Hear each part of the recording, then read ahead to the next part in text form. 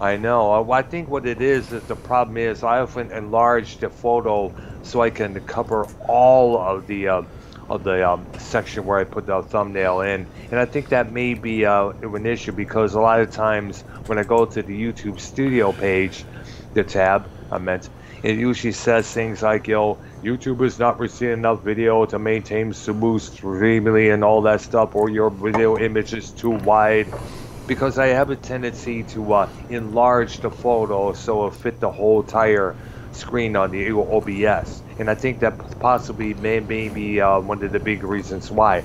So I'm leaving the thumbnail as it is right now, so to see how it works. And so far, But it's be, not lagging, thank goodness. Over lag, make the stream lag a little bit there. So I'm seeing how this one works out. I see, I see.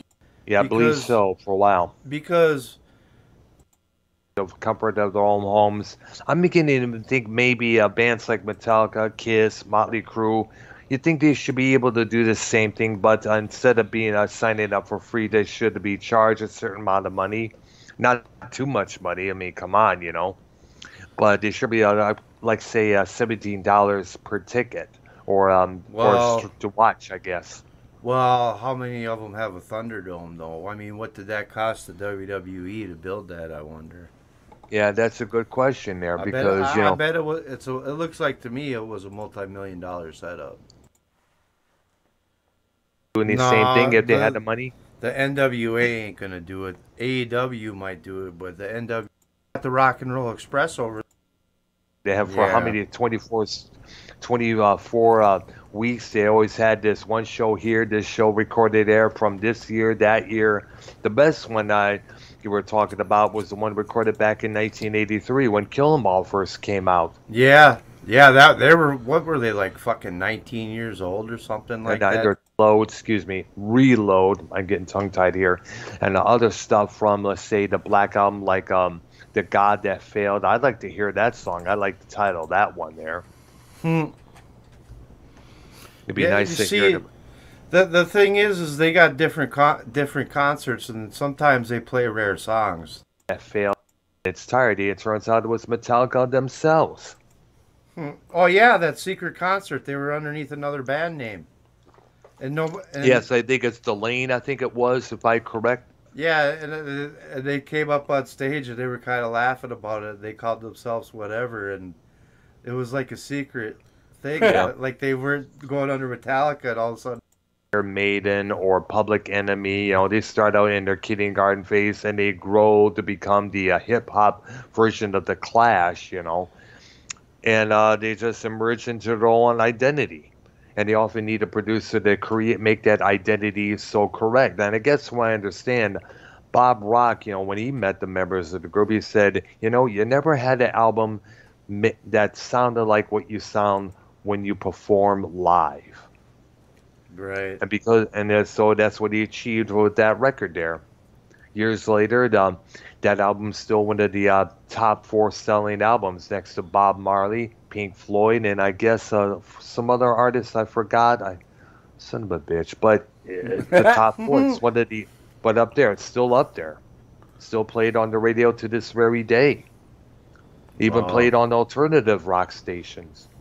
hmm, didn't know that. Whichever family did not have lamb's blood painted on their door. And that song was also from the viewpoint of the creeping death itself. From the Bible. Yes, correctly. It was. You look it up in the movie, The Commandments, and in the Bible as well. You see what I'm talking about there. Yeah, where the mist comes around and Yep. fucking comes to house and whoever. Yep.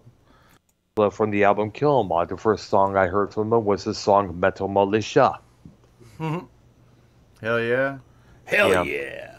And that record was one of the big raging talks at the at the excuse me, at the high school I was going to at that time. Everybody was talking about this record. Everybody's talking about Ride the Lightning, which came out the year later. And of course, I remember hearing the song "Fade to Black" being played on the radio at that Right. time. And it was like, holy cow, this is something. It was like it had this eerie it was sounded very eerie to listen to, and I was taken back by the lyrics at first because they were talking about someone actually wanting to commit suicide. It's like, holy shit, is this? They're going to probably get in trouble for this song. It turns out they were questioned about it a couple years later. Wow. Yeah, luckily they probably got that one warning label on their shit because of that, probably, huh? Yeah, no, I think the one that came with the warning list at that time. Yep. And so as soon as he was a fucking Puppets came out in '86, I was listening to it on a friend's Walkman. I was like, holy shit, when that guitars bursted after the intro of the first track, Battery, I was like, holy cow. Can you imagine this on a massive speaker with the full bass and volumes? Turn all the way up. Oh yeah, I could imagine that when I crank my hyper boom up. I don't have to imagine it. Yeah. Of course, at that time, they got to earn a slot as opening for Ozzy Osbourne during his record, The Ultimate Sin, which also went to the top 10. That was a big success as well. Master of Puppets, as we know, was the first thrash metal album to crack the Billboard Top 30. You know what else was kind of funny about Metallica when they were kind of first starting out is that they wanted them to like be a big hair band. And shit, wanted to wear tight spandex and fucking shit like that. And they were like, fuck you guys. The record label they wanted them to have that kind of an image. Yeah, they have, but I remember they had this policy through the management and the record label, Elektra at that time, where the management just say, stay away from this band, and in return, we will give you a hit record.